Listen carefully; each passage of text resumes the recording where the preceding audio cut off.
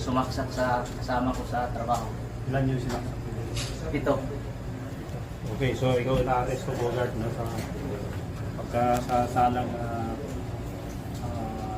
panagsak sa iyong mga kasama. Patay siya. Patay sa iyong mga kasama. Asahan nyo yun. Ikaw ay na-arresto namin sa sanang pagpatay sa ikong kasamahan mo sa barangay Lupang. Ang lahat ng sasabihin mo ay maaaring gamitin namin sa iyo. Laban sa iyo, may karapatan ka manahimik. Ano mang sabihin mo ay maaaring gamitin. Tapos may karapatan ka rin na magkaroon ng sarili mong husgado. Lawyer. Abogado. No? Kung wala kang kapasidad, ang gobyerno pwede kang bigyan. Ha? Opo. Naintindihan mo ba yung mga karapatan mo na pa? Opo, sir. Ano?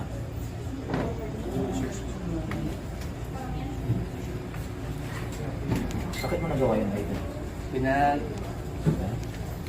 Ano kasi sir, pinagplanuhan ako na patayin sila. Bakit ito sila? Kasi nag-usap na sila na ang sa akin yun.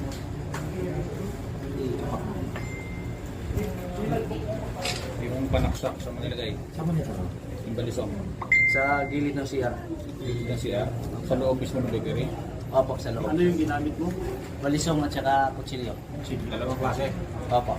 Bakit di sila nanlalabas? Ito sila. Nakapanlaban naman sila sir, kaso lang madilim. Pinatay ko yung ilaw. Pinatulog mo sila o ano? Ba't wala kang katama-tama? Hindi ka malang nilang saktan. Lumaban naman yung isa sa akin sir, yung nasa kwarto, yung naiwan yung kutsilyo.